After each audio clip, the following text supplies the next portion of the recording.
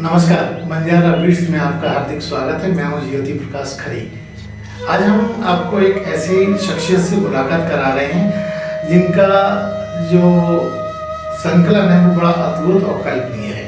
उसकी चर्चा तो हम बाद में करेंगे, पहले हम आपको उनसे रूबरू कराते हैं। चलिए मिलते हैं DS भदौरिया जी से। नमस्कार भदौरिया जी। नमस्कार भदौरिया जी, जैसे कि हमने उल्लेख किया कि आपका एक ऐसा पक्ष है जो दुनिया को पता ही नहीं, उसकी चर्चा तो हम बाद में करेंगे। आप हमें अपना छोटा परिचय देकर हमारे दर्शकों के साथ आप जुड़िएगा प्लीज। मैं DS भदौरिया रेलवे से रिटायर्ड हूँ। रेलवे में कब आया रेलवे में? रेलवे में 1983 में आया मैं। अच्छा, पहले अप्रेंटिस सिग्नल इंस्पेक्टर के था। अच्छा, ये बताइए, शुरुआत से बताइए कि आपका आप कहाँ के रहने वाले हैं और हमारी झांसी में कब आए? मैं बेसिकली डिस्ट्रिक्ट इटावा का रहने वाला हूँ और हमारे फादर 1956 में झांसी आ गए थे और हमारा जन्म झांसी में ही हुआ है। तो आपके पिताजी भी रेलवे में पिताजी थे? भी मेरे रेलवे में थे और रेलवे में TT के पद से रिटायर हुए थे। क्या शुभ नाम था? मेरे फादर का नाम था श्री राजेंद्र सिंह भदौरिया, जी। जो अब दुनिया में नहीं है, लेकिन मेरी माता जी अभी हैं। तो आपकी पढ़ाई लिखाई कहाँ हुई? मेरी पढ़ाई लिखाई झांसी से ही की है मैंने। प्राइमरी भी झांसी में हुआ है और 6 से इंटर तक सरस्वती इंटर कॉलेज सिपली बाजार झांसी से किया है। इसके बाद मैंने डिप्लोमा किया राजकीय पॉलिटेक्निक झांसी से। उसके बाद फिर आप रेलवे फिर मैं रेलवे में एज ए अप्रेंटिस सही। कहाँ पहली पोस्टिंग हुई आपकी? पहली पोस्टिंग मेरी हाल ही नागपुर में हुई थी। मैंने पूरी ट्रेनिंग नागपुर में ही की है। नागपुर डिवीजन में बेसिकली जी। आमला हुआ, वर्धा हुआ, बल्लारसा और चंद्रपुर। रेलवे विद्युतीकरण से जुड़े रहे हैं शुरुआत से? जी हाँ, शुरुआत से हुई और 1998 तक मैं आदि में ही रहा हूँ। जी। 98 में मैं डिवीजन में आया हूँ झांसी सेंट्रल रेलवे से। उस समय सेंट्रल हुआ करता था, जी। जो अब उत्तर मध्य रेलवे हुआ है। जी। पहले तो झांसी में आपने कितने वर्ष सेवाएं दी? झांसी में ऑलमोस्ट किसके पद से आप आगे बढ़े? ऐसा ही 3 सिंगल इंस्पेक्टर 3 ग्रेड 3 से भर्ती हुआ था जी। और ग्रेड 2, इसके बाद ग्रेड 1, फिर CSI चीफ सिंगल इंस्पेक्टर से झांसी में पोस्टिंग हुई 2005 में। जी। और 2010 तक मैं chief signal inspector as incharge Jhansi में ही काम किया। फिर मैं ग्रुप B में सिलेक्ट हुआ हूँ और 2011 में नवंबर में, जी। सॉरी 2012 नवंबर में सिलेक्ट हुआ हूँ पैनल में। और मैं 2013 में इलाहाबाद की थी मेरी पोस्टिंग हुई है। तो इलाहाबाद हेडक्वार्टर में मैं as a DST ji. Drawing के लिए पोस्ट किया गया था। फिर झांसी कब आए उसके फिर बाद? मैं मार्च 2016 में झांसी वापस ट्रांसफर हुआ। मैं झांसी में आया ADST मेन लाइन के पद पर। जी। और तब से मैं जुलाई 2021 तक अप टू रिटायरमेंट अच्छा अच्छा। मैं झांसी में था। जी। भदौरिया जी, आपका अपना पारिवारिक परिचय भी दें। मेरे पारा परिचय में मेरी मदर है मेरे साथ, मेरी 2 बेटियां, 1 बेटा है। और बेटा का नाम क्या है और क्या कर रहे हैं? अंकुर विक्रम सिंह भदौरिया नाम है। अभी इन्फोसिस में जॉब कर रहा है। इसने B.Tech किया, M.Tech किया, B.Tech किया MITS ग्वालियर से, M.Tech किया IIIT जबलपुर से। और आजकल इन दोनों इन्फोसिस पुणे में जॉब कर रहा है। जी। और बेटियों का कैसे? बेटी दोनों, मेरी बेटी ने एक बेटी, बड़ी बेटी ने MCA किया शारदा यूनिवर्सिटी साहिबाबाद से, और छोटी बेटी ने B.Tech किया है। इन दोनों कहाँ हैं? दोनों बेटी इस समय US में है। अच्छा। हाँ, एक विवाहित हैं? दोनों विवाहित हैं। एक ऑस्टिन में है बड़ी बेटी और छोटी बेटी न्यू जर्सी में है। जी। दोनों वहाँ जॉब करती हैं। तो मैं आता हूँ आपके महत्वपूर्ण मुद्दा, जो शौक है आपका। आपकी शौक क्या क्या है?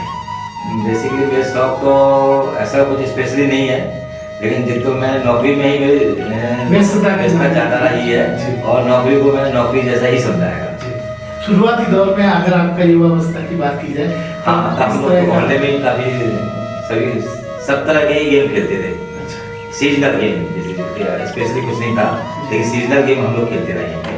जैसे जैसे मौसम चेंज होता था और गेम चेंज होते थे, तो हम लोग सब मोहल्ले बच्चे सब मिलके खेलते थे। अच्छा, होम टीम थी क्या? होम टीम थी। पहले जब आज भी लोग हम लोग जब भी है, बड़ी रिटायर हुआ है, 65 रनिंग है, लेकिन अभी भी हम लोग बराबर शाम को बैठते रहते हैं, हम मिलके मतलब वो हिंदुस्तान में बरकरार है। अभी बरकरार है। बद्रा जी, मैं आपका एक शौक जिसके लिए हम आज हाजिर हुए हैं, वो उसके बारे में उल्लेख कीजिए। हमें पता चला है कि आपके पास बहुत सारे कई देश विदेश के कॉइन्स हैं, नोट्स हैं, तो उनका थोड़ा विस्तार से बताइए। हाँ है, सही कह रहे हैं आप। ये बेसिकली कॉइन्स कलेक्शन का जो है, मेरी बेटी बड़ी बेटी ने शुरू किया 2005 में, और फिर उसकी शादी 2015 शादी, तो वही एल्बम रिलीज हो गई। तो उसके बाद उसी को मैं कंटिन्यू करता रहा। अब मेरी हॉबी भी ऐसी हो गई है। और तो इसमें जो हमें इंडियंस कॉइन्स, जो पुराने कॉइन्स हैं, ब्रिटिश टाइम के हैं, प्लस जो फॉरेन करेंसी है उनके भी हैं। इस समय आजकल मतलब आज की डेट में मेरे पास 32 देश के जो है कॉइन्स हैं और 16 देश के अप्रोक्सीमेट नोट हैं। बाकी इंडियन करेंसी में पुराने नोट से लगे, जब ब्रिटिश टाइम से लगे अभी तक के सब नोट नोटबंदी वो भी। हाँ, नोटबंदी वाले नोट भी हैं, 1000 का भी है और 500 का पुराने नोट भी हैं जो बंद हुए हैं, प्लस जो आज 2000 के नियर अबाउट चलन में नहीं है मेरे साथ। भले ही ऑफिशियली बंद नहीं हुए हैं लेकिन चलन में नहीं है, वो भी है मेरे पास। बद्रा जी, ये शौक आपको किस तरह से शौक देता है? क्योंकि ये बड़ा महंगा शौक है और बहुत दुर्लभ तरीके से मैनेज करने वाला है। हाँ, सही कह रहे हैं आप। ये अब शौक बेसिकली हमका ना, मेरी बेटी ने शुरू किया था, अब मेरे को भी लगने लगा। लेकिन महंगा जरूर है।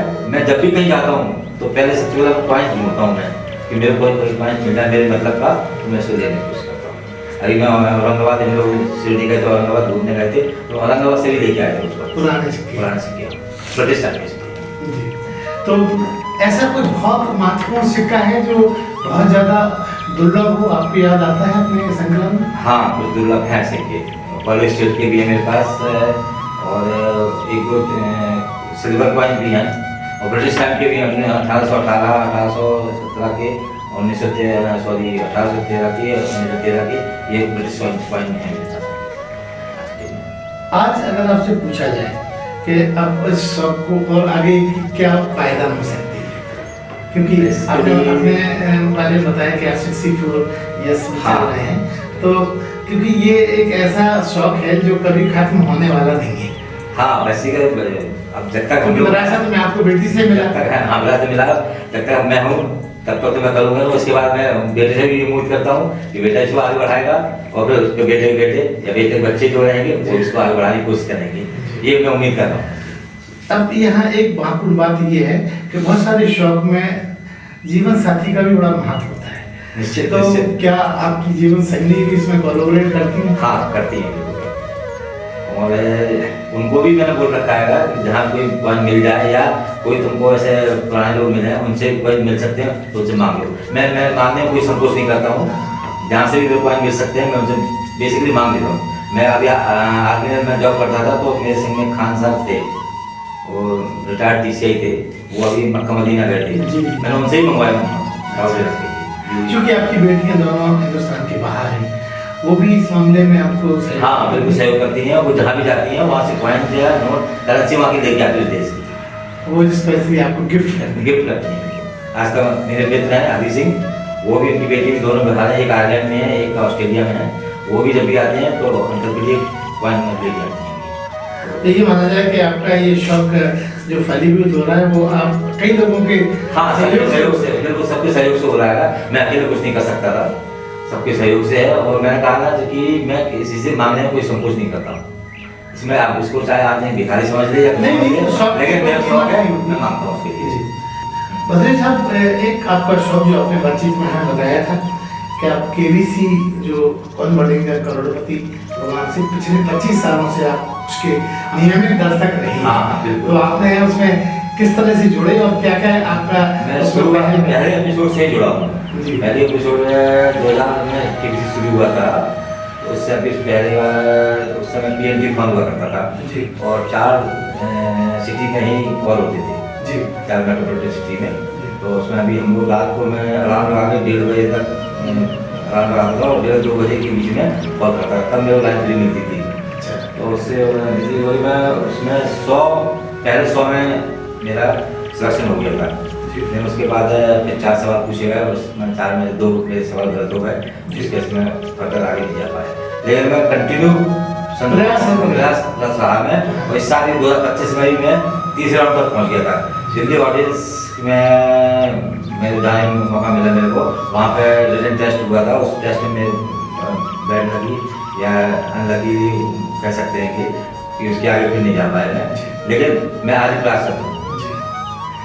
आप मानते हैं कि केबीसी एक ऐसा ज्ञान का प्लेटफॉर्म है, कुछ कैश में मिले या ना मिले, हाँ। लेकिन ज्ञान भरपूर मिलता है। हाँ बिल्कुल सही कह रहे हैं आप। ज्ञान तो मिला, पैसे मिले या ना मिले उसकी अलग बात है, उससे हमें इसका कोई संबंध भी नहीं है मेरे पैसे से, लेकिन वहाँ तक पहुँचना ही अपने आप में एक गौरव की बात है, खासकर झांसी के लिए। जी, मतलब ये माना जाए कि झांसी से आपका पहुंचना बुंदेलखंड के लिए गौरव की बात है। हाँ, मैं अभी भी प्रयास करूँ और आगे भी रहूँगा। कोशिश ये रही जब तक कि नेपाल भले ही अमिताभ बच्चन रहे या ना रहे होस्ट में, लेकिन मैं केबीसी तक अगर चलता रहा तो मैं जरूर करूँगा। अभी भी मेरी तो उसके लिए कुछ तैयारी करते हैं या हाँ, मैं यूट्यूब पे कोई तैयारी करता हूँ, हमेशा शुरू करता आया हूँ मैं, अभी भी करता हूँ। इस साल तो मेरे को काफ़ी अच्छा लगा जब मेरा सेकंड कॉल आया और फिर थर्ड कॉल आया, तो मेरे को लगा कि आप जगिए। लास्ट ईयर भी मेरे पास सेकंड कॉल आया था, लेकिन लास्ट ईयर मैं घर पे नहीं था, मैंने कॉल बाहर हॉस्पिटल में था मैं, तो मेरा दोस्त था वो उसका सीटी स्कैन होता, तो मैं वहाँ गया था। अरविंद सिंह चौहान जो अब इस दुनिया में नहीं है, लेकिन उस समय मैं उनके साथ में था, वो वहाँ पे कॉल मैं उठा पाया, परिस्थिति बस नहीं पाया, लेकिन साथ में कॉल फिर आया तो मैंने साथ प्रॉपर जवाब दिया और प्रॉपर सेकंड कॉल भी हुआ, फिर थर्ड कॉल भी आया। थर्ड कॉल के दिल्ली में मेरा इंटरव्यू होगा टेस्ट हुआ, उसमें मैं नहीं रह पाया। अभी भी आप अभी प्रयास करूँ और आगे भी रहूँगा, जब तक केबीसी चलेगा तब तक उसमें भी संतोष। रजत जी, जैसा कि मैं आपको कई वर्षों से जानता हूँ, आपके जीवन में समय का प्रबंधन बड़ा रहा है, आप समय के बड़े पाबंद रहे हैं और आपकी वजह से लोग उदाहरण आज भी आपके रिटायरमेंट की बात देते हैं। ये आपने कहाँ से पाई ये शिक्षा दीक्षा? ये शिक्षा बेसिकली हमारे फादर भी रेलवे में थे, पीटी थे, उनको ट्रेन से कंसर्न थे, तो फादर से ही मैंने पाई। वो ट्रेन रनिंग जो टाइमिंग थे उससे 1 घंटे पहले घर से निकल जाते थे, जिससे इजीली ट्रेन में कोई दौड़ आने नहीं पड़े, कुछ नहीं करना पड़े। वही मैं शिक्षा देख रहा हूँ, उनको देख कर बचपन से देख रहा हूँ, मैं आज वही कर रहा हूँ। क्योंकि मैं जानता हूँ कि आपने विभाग में भी इस परिपाटी को बड़े बखूबी निभाया है। हाँ बिल्कुल, मैं 8 में ऑफिस हुआ करता था, मैं 8:05 के अपनी चेयर पर उठा था। ये मैं लोग मेरे आने से घड़ी में टाइम लगाना शुरू कर दिए थे कि हाँ 8 भरोसा साहब आ गए, इसका मतलब 8:05 हुआ। तो इस मुद्दे पे तो कई लोग हैं जो आलस्य और लचर व्यक्तित्व के होते होंगे, वो तो आपसे गुस्सा भी हो जाते हैं। गुस्सा देखो ऐसा है ना, गुस्सा होना मामूली बात है। मैं तो ये सिद्धांत था कि नौकरी को नौकरी से करो, जब तक रहेंगे नौकरी को कोई कॉम्प्रोमाइज नहीं कीजिए। अपना काम में मजबूत होना। जैसा कि आप बता रहे हैं कि आपने बड़ी शिद्दत से निभाया है, ये आपका व्यक्तित्व का हिस्सा कैसे बना? क्योंकि आमतौर पे लोग जब सरकारी नौकरी में आ जाते हैं तो वो ये सोचते हैं कि हमारी नौकरी तो पक्की है, अब उसमें अगर थोड़ा बहुत झूठ आ भी जाए तो क्या फर्क पड़ता है? ऐसे लोगों के लिए आप क्या कहना चाहेंगे? मेरा सब यही है, मेरा सिद्धांत है अपना कि किसी के सामने झुकना नहीं है। व्यक्ति गलती करें, हमारी गलती है, हम एक्सेप्ट करें हमारी गलती है। अगर गलती नहीं है और काम है तो काम को आना चाहिए, काम प्रॉपर आना चाहिए। उसमें ये नहीं चाहिए मैं सरकारी नौकरी है मैं ना करूँगा तो भी ना सर नाम चिंता होना चाहिए। जी, यहाँ एक महत्वपूर्ण सवाल और है कि बहुत सारे लोग रेल विभाग में यूनियन से भी जुड़े हुए हैं और वो यूनियन से इसलिए जुड़े हुए हैं क्योंकि उनको लगता है कि काम का अंदाज थोड़ा कम हो जाएगा, रियायत मिलेगी।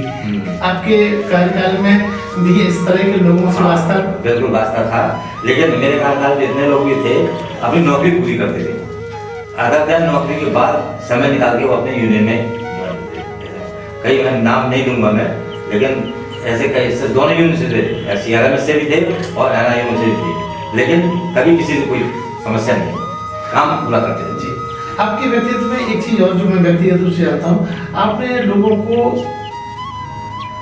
गुस्सा किया, डांटा, लेकिन उसके साथ आंतरिक प्रेम भी किया, उसका मतलब कोई नुकसान नहीं किया।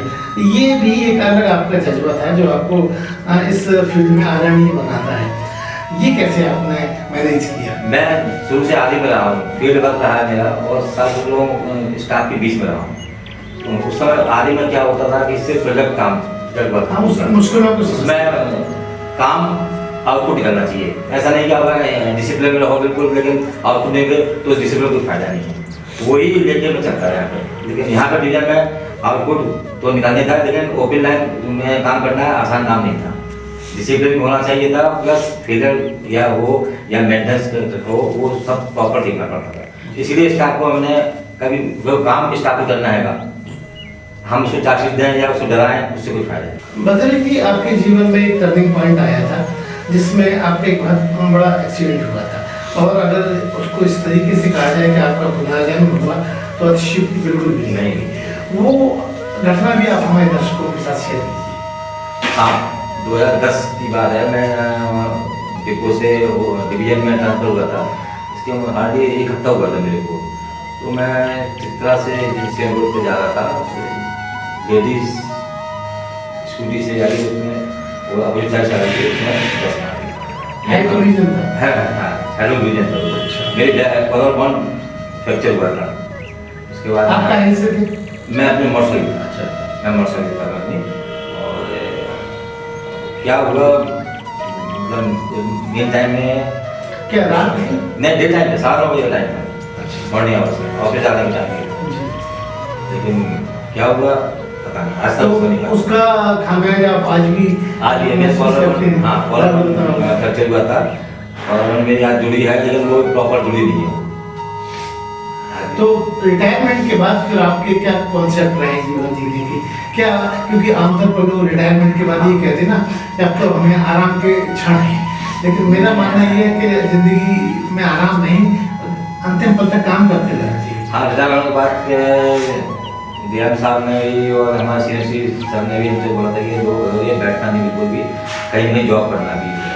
एक्टिव बने रहे। एक्टिव है, तुम शुरू से डायनिंग में रहे हो, एकदम बैठ जाओगे तो तुम बीमार पड़ना शुरू हो जाओ। तो मैंने आगे ज्वाइन किया था, 2.5 साल मैंने वहाँ नौकरी किया है, थर्ड लाइन में, झांसी से अनंतगढ़ तक। थर्ड लाइन पूरी कराने के बाद मार्च 2024 में मैंने रिजाइन किया। अच्छा, मेरे जो कमर में बड़ी प्रॉब्लम थी, और पारिवारिक दायित्व भी आपके बड़े हैं। हाँ, पारिवारिक माता जी मेरी अभी लास्ट 6 महीने से ऑन बेड है, तो इसकी वजह से थोड़ा घर में ध्यान देना जरूरी था। बेटा पूना में है तो मैं उनसे जी करते हैं, तो माता जी की वजह से मैं कहीं ना कहीं जॉब किया, और मेरा ऑलमोस्ट पूरा टाइम माता जी की देख रेख में ही निकलता है। बधाई जी, आपका अगर आपसे एक रूमानी सवाल पूछा जाए, एक काल्पनिक सवाल पूछा जाए कि अगर आपसे पूछा जाए कि आपके जीवन में 2 ख्वाहिशें आपकी अब क्या शेष हैं जो आप मुख्यतः चाहते हैं कि वो पूरी होनी चाहिए? नहीं, बेसिकली एक तो हमारे बेटे की शादी होनी है, तो मैं तो शादी जल्दी होता है। हम लोग अपनी माता जी की कार्यकाल में, मतलब माता जी, क्योंकि मेरी माता जी 88 ईयर्स ओल्ड हैं, तो उनके सामने उनकी शादी हो जाए, ये मेन है। मतलब मेरी क्या पूरे घर की यही ख्वाहिश है। बाकी का दूसरी तो ऐसा स्पेशल कुछ नहीं है, लेकिन ये कि जो चल रहा है दूसरी तो आपके शौक से जुड़ना चाहिए। हाँ, पूरी शौक से जुड़ी हुई है, वो जुड़ी ही है, वो हम करते रहते हैं। ऑलमोस्ट हर हफ्ते 10 दिन में एक एल्बम खोल के देख लेते हैं, हमको अच्छा लगता है खोल के देखना। मतलब बोलते 1-2 नोट यहाँ से वहाँ करते हैं, वहाँ से यहीं करते रहते हैं, या कोई पॉइंट नया मिल गया या किसी को जोड़ दिया, उससे लिखते थे। ये मेन था। तो ये थे टी.एस. भदौरिया जी, जो रेलवे में इन्होंने बहुत वर्षों दिए। 1921 में आप रिटायर हुए, 2021 में रिटायर हुए, और अब अपनी माँ की सेवा के अलावा सिक्का संकलन में पूरा ध्यान दे रहे हैं। बंजारा बीट से बात करने के लिए बधाई सर, बहुत बहुत थैंक यू। अरे हाँ, इस चैनल को लाइक और सब्सक्राइब करना ना भूलें। देखते रहिए बंजारा बीट्स।